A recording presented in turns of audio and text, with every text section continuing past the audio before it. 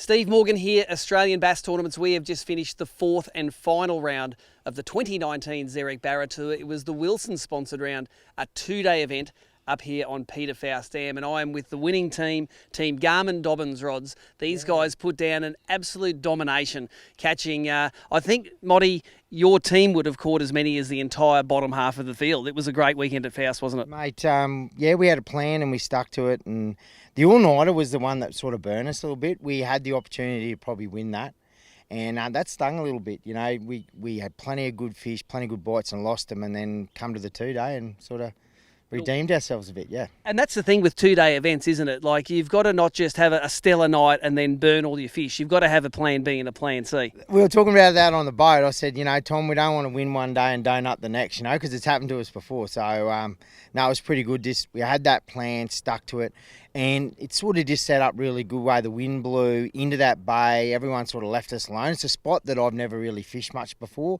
and they just kept coming in. And, mate, it's awesome when it's like that.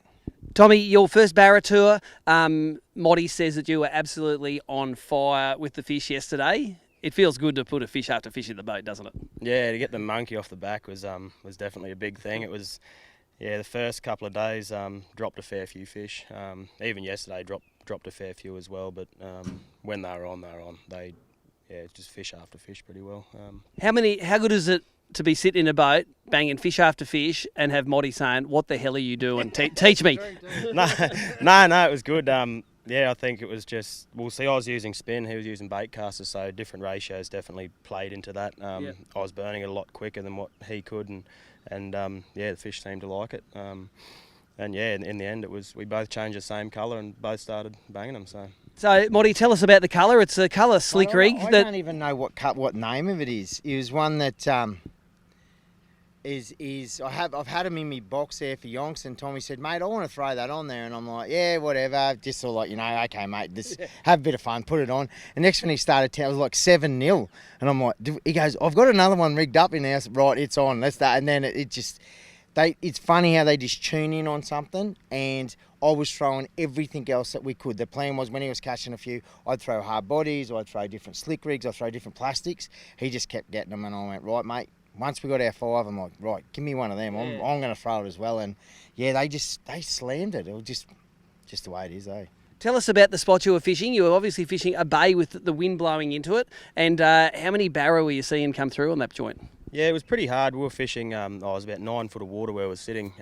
You couldn't see a great deal because the weed came up so high. You'd see the odd one come through, but yeah, in saying that, when they were on, we did see a few streaming through, but not a great deal what you'd think that was there. But take us through one of your retrieves. You said it was a fast retrieve. Is it a straight burning retrieve, or were you stopping a bit? Were you ripping it through the weed? What were you doing? Yeah, well, because the weed came up fairly high, where we were fishing, there seemed to be a bit of an alleyway there where the weed was a bit lower. I don't know if the fish were moving through there or not, or if it was just you get your lure in the right spot. But yeah, pretty well throw it out, rip it over the top of the weed, and then just burn it back. And yeah, and then 9 times out of 10 when they were on, you'd get one. So. And they climb on it pretty good. They hit you hard. Yeah, the fish, the ones that ate it.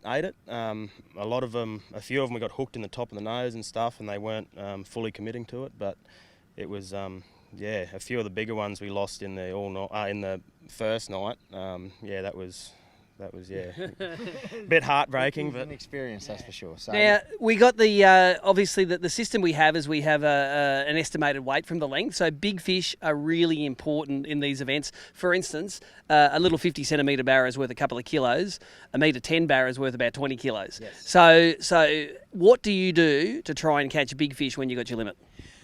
We had a couple of spots that we thought they're going to hold big fish. So the idea was, I actually don't mind the format myself. I think it sort of opens it up and it's all about bringing new people into the sport, and that's what we've got to make these things grow. You know, being in the tackle industry, that's what we want. So the idea was to try and get some fish in that spot, and then on the all-nighter, then we moved around to our spots that we knew held bigger fish, but not a lot of them, which was tough fishing. So that, you know, you'd get 1 or 2 and you'd lose them. And then last night, but funnily enough, we were going to go there, get our bag, and then move on. So our second fish was 1.4 metre, and we hadn't seen many big fish there. So we went, righto, let's wait it out. And then we got another 1.5 metre there. So it was just whether it was the change of the moon or whatever that those big fish started to stream in.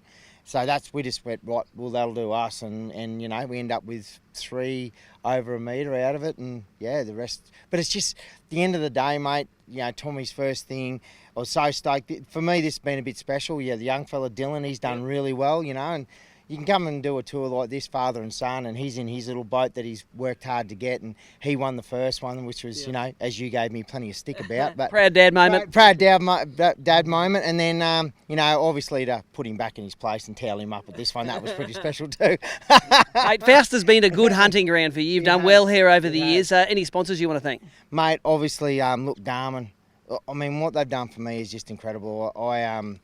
I'm blown away by it. That new live, the sounders. The one thing is funny with Garmin and obviously with the Toddies, with EJ Todd and the Dobbins rod, I'm using this new 7.6, which made a really big difference, that extra length. Because we went in the pre-fishing, we went to the timber and we had 5 casts and Tommy hooked 5 trees. And I said, righto, so we'll go out in the open. That way you can throw it as far as you want and you can't hurt anyone or do anything. Yeah. So we did that. So by using that, I had this done just for this comp, and it was really good. You just cover so much more ground. Hey, so that was really good. So Dolben stuff is just awesome, and the toddies with the line, we're using the FC 100 in the leader, and using Castaway with the 50-pound, mate. So thin, and that's all I use on everything. But the funny thing, the number one sponsor really should be Fusion, because that's stereo, as you would know. We're here to have fun. You know, people read too much into it sometimes. We just had that cranking the whole time. And everyone else sort of goes, oh, you got to be quiet. Nah, didn't make no difference to us, mate. If they're going to eat it, they're going to eat it. Mate, look, really happy with everyone who's helped us out. Tonic and Tyre Power and all the sponsors, obviously the wife at home and all that stuff for letting us come away. So awesome. Thanks to everyone. Well, we're going to give the last word to Tom, because Motty usually has the last word. Mate, your first Barra Tour, give it a rating out of 10. Mate, I'll definitely be back. It's yeah. That's not a number. Hey, I got 12. I haven't invited him back yet. No, he's right. He's happy anytime. He can come anytime. Yeah, no, and obviously a big thanks to Motty. He's put us on the fish all weekend, and and as a lot of you know, he does know his shit. And he does. He's not just a rude head. He's pretty smart too up there. So yeah. Well done. There you go. Tom's got the last word on the 2019 Zerek BARRA Tour. Thanks, guys. Cheers.